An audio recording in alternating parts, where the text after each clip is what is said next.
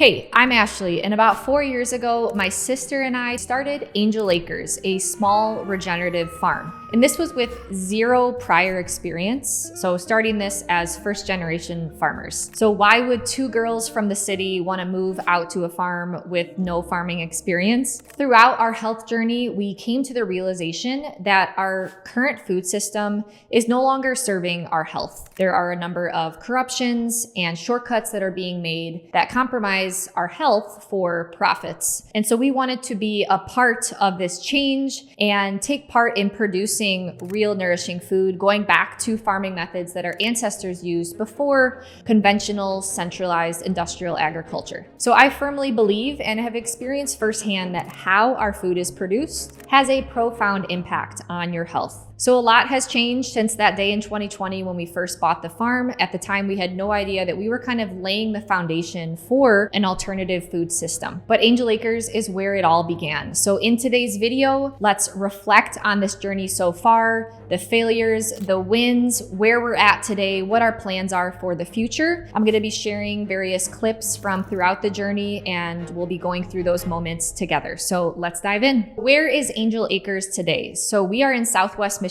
and we have layer birds, we have heritage Michon pigs, and we have meat cows. However, along this journey, we have pretty much tried it all, having dairy goats, meat birds. But one of the biggest lessons that I have learned so far is that no, you cannot do it all. You need to be able to work with other like-minded farmers to be able to pool together and partner and produce more of a food system. You can't really do it all on one single farm. But I think that that is really important to find as a farmer of what do you enjoy, what makes sense on your farm, what does your market want to see, and make those decisions for what you should be doing on your farm. So rather than trying to do 10 different things, what are 2 to 3 things that you can do on your farm that you can do well? Right now, we have 2,000 layer birds, about 15 Michon pigs, and about 16 cows. Our main focus is layer birds because we created something pretty cool at Angel Acres, and that is a unique egg. It is scientifically proven to be different than other eggs, and that's because what a chicken eats and how a chicken is raised will impact both the nutrient profile and the fatty acid profile inside that egg. So basically what we have shown is that by changing the diet of the chicken, you can improve the types of fat that show up in the egg, and then that is what you consume as a consumer. Seed oils in equals seed oils out. And so I wasn't really happy at the time when we started farming with the available feed options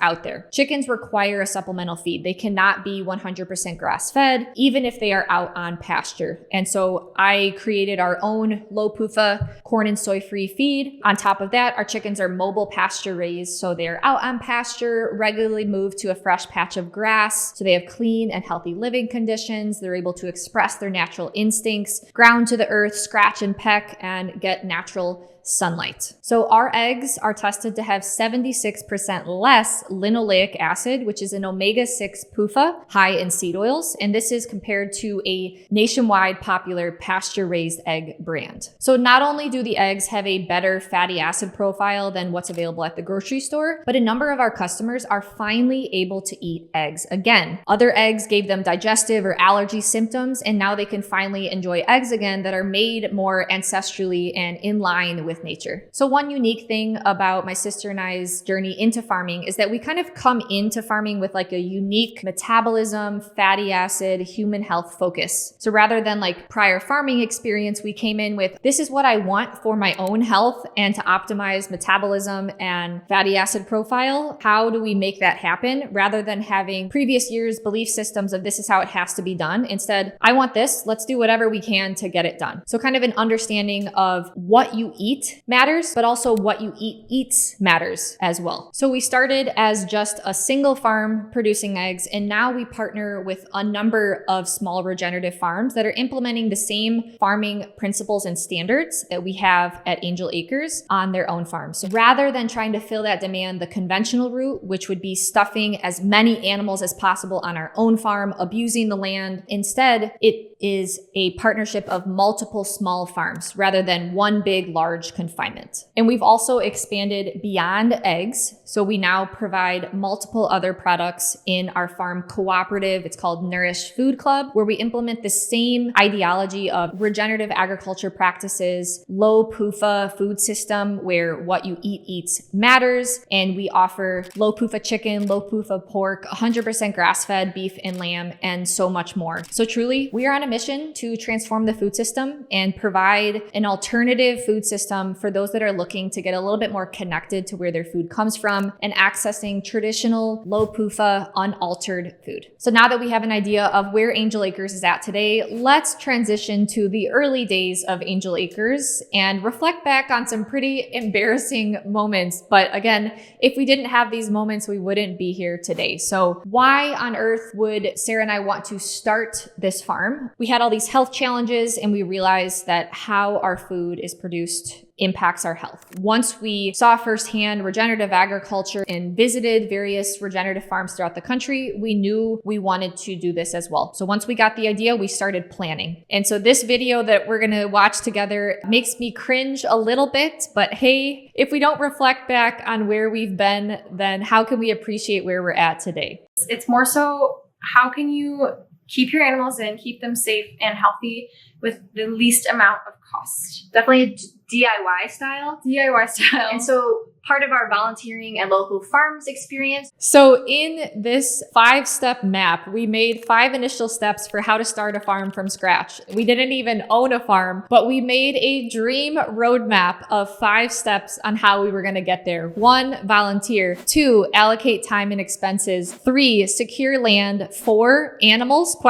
And 5, building infrastructure. Had no idea what we were doing at the time, but I think it's important to get your ideas out there, because when you voice something, it then just can maybe start to happen. So we don't have everything out of these 5 points figured out yet. We're just laying them out. We're just putting it out there in the world so they happen. I think that's important. The first step for everybody should just be like announcing that you're going to go after one of your dreams. You tell them, Sarah. In the next video, it's another stage of planning. We were discussing what cow breed we were going to get at the farm. So this video screams first generation farmer with 0 farming experience. But for now, we're going to take a break and talk about starting our own herd. I said herd. You said herd. Our own. She said herd.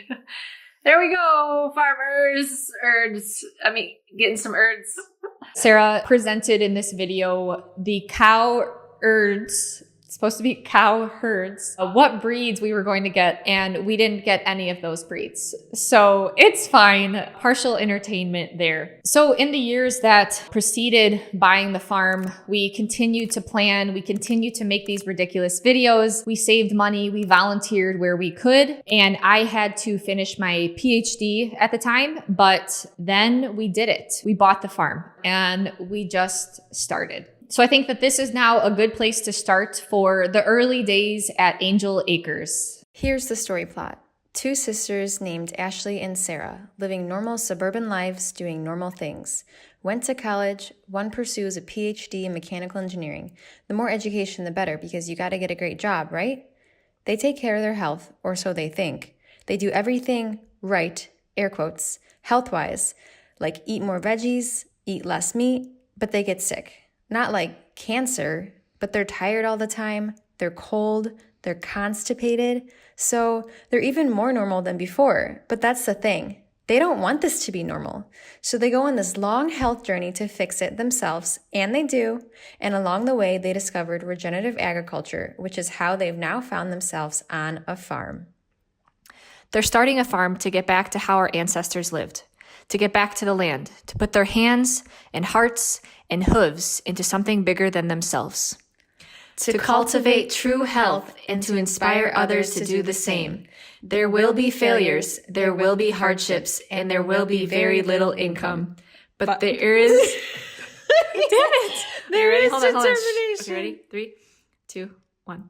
But there is determination and there are overalls.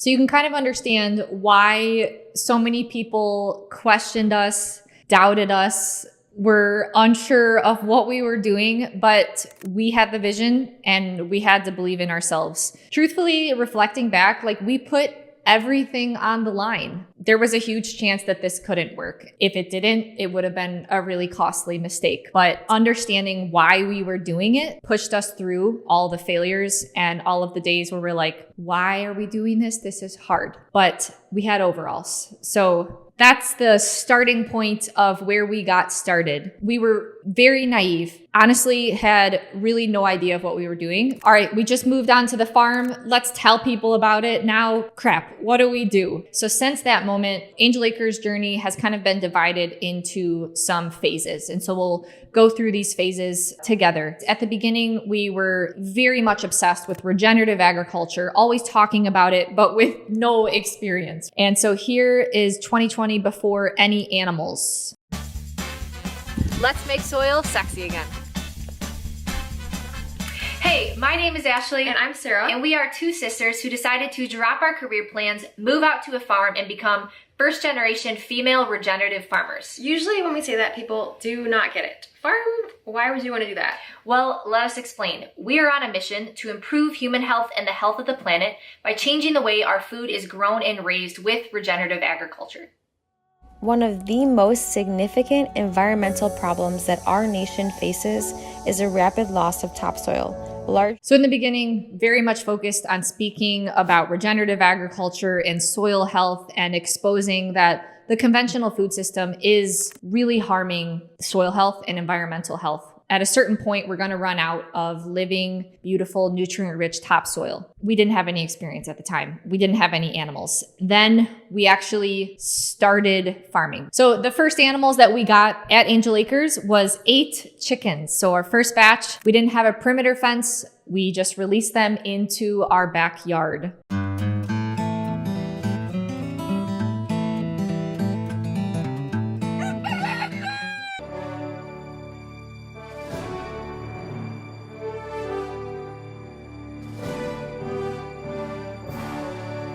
So at this point, it was very much like the honeymoon phase of farming where you're like, oh my gosh, chickens are amazing. Here's my first egg. This is so exciting. And then slowly starting to realize that as we added more chickens over time, we don't have the right equipment. Our tractor isn't strong enough. Our chicken coop kind of failed. So we got those 8 chickens, started small scale, and then slowly started adding more chickens over time. As you start to add more chickens, you require a little bit more machinery. And as first generation farmers, we definitely did not have the right equipment, which can make your life so much easier as a farmer. So here's a classic example of our small garden tractor just not being strong enough. I tried to lift the chicken coop off of a truck, had no experience using a tractor,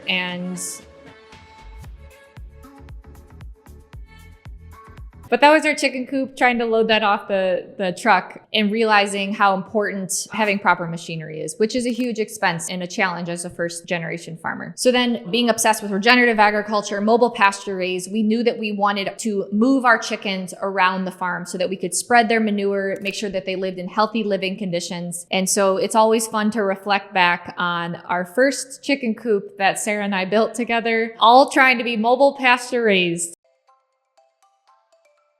We called it the Coopsie.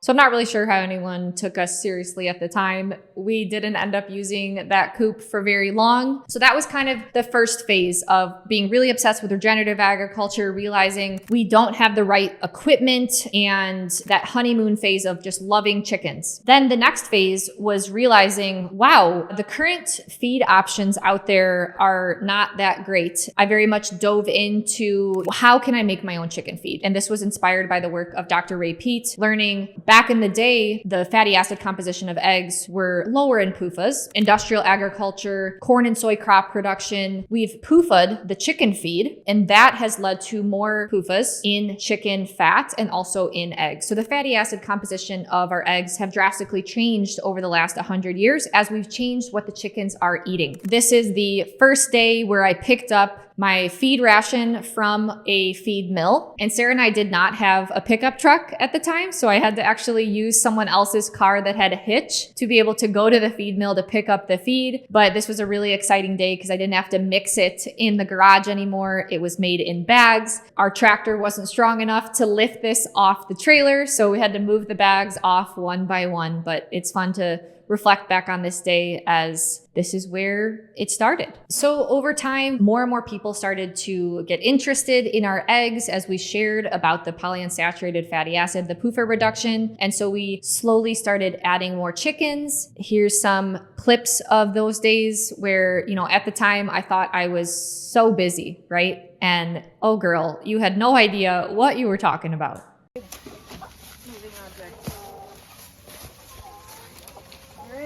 Welcome to Angel Acres, ladies.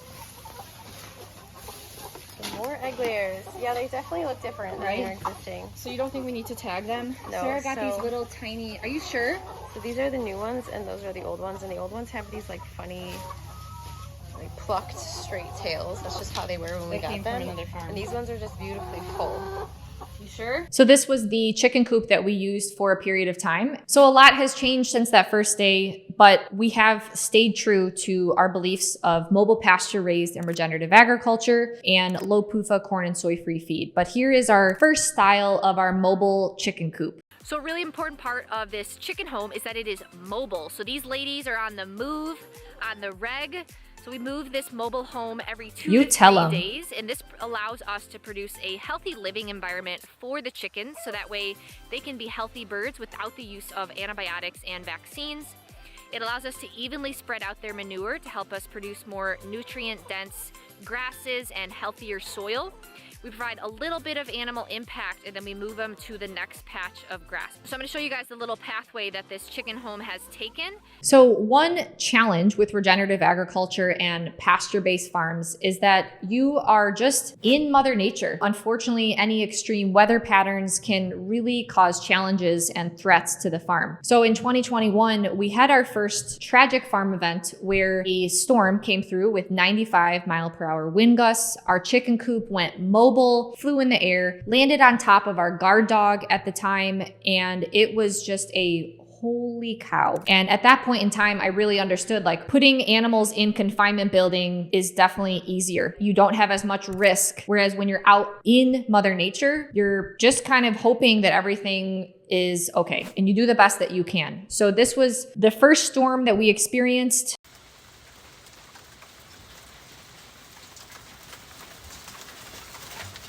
So after the storm, went out there, realized that our dog was paralyzed and was actually smushed by the chicken coop. It was a very tragic experience. Rushed him to the emergency room, which is 30 minutes away since we live kind of out in the country. So with the chicken coop going aerial, it flew across the farm. And as you can imagine, there were chickens all over the place because they no longer had a home. It flew about 4 acres away and got smushed.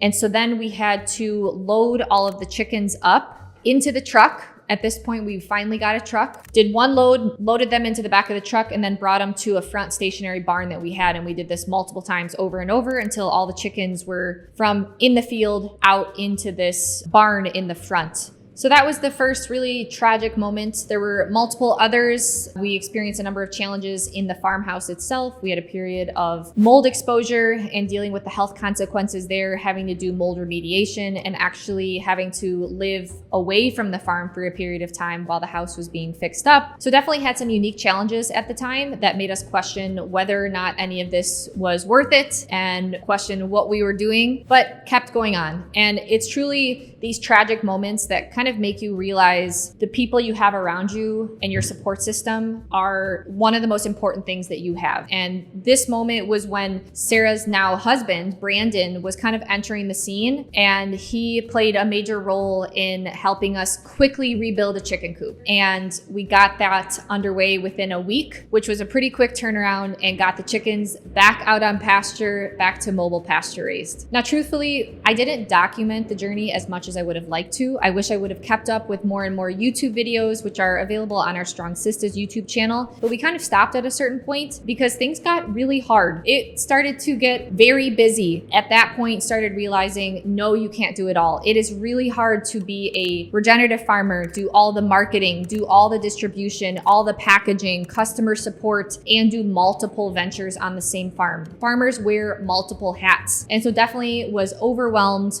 Did what I could to share on our Angel Acres Instagram. So if you're curious on seeing the whole journey, you can definitely check out that Instagram account. And it really is fun to kind of scroll through to see how much has changed, how much we've tried and failed. So at some point you'll see, oh, dairy goats enter the scene. Oh, dairy goats exit the scene, and being okay with those failures and growing from them. I think one of the things that I'm most proud of learning is that you can't do it all. And as a type A personality, having that mindset is like, no, I can't do it all. You really can't. And thinking that and trying to do that can really set you up for failure and burnout pretty quickly. Another lesson that I have really had to learn is accepting that you are going to fail. Coming from doing really well in school, getting great grades, and never really experiencing like extreme failure in things that I've done. Now going to farming with zero farming experience, failed over and over and over again. That was hard to accept at the beginning, but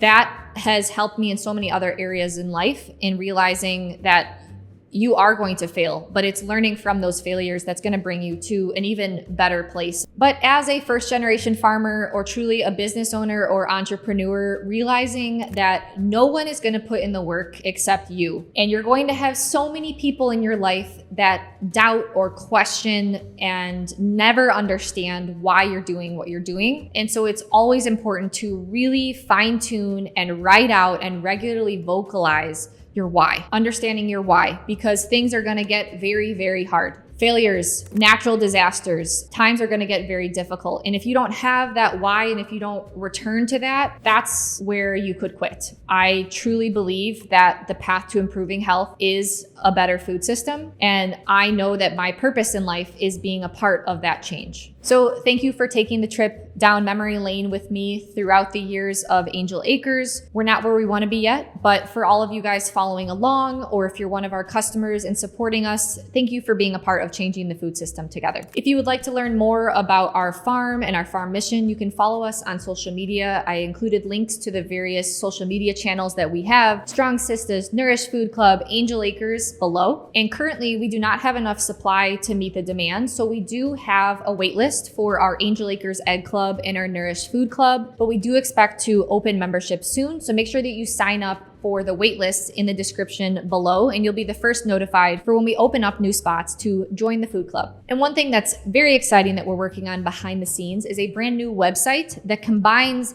Nourish and Angel Acres into all one spot so that it's easier to access traditional, unaltered, low-PUFA food more conveniently, and one single checkout, one single experience, and hopefully adding a lot of educational resources, recipes, videos, and blog posts to educate our customers and supporters along the way, because we're building this alternative food system and we're transforming the food that we're consuming together. It's not just one side. It's a partnership of customers, supporters, the farmers, and the food club together that's all working together.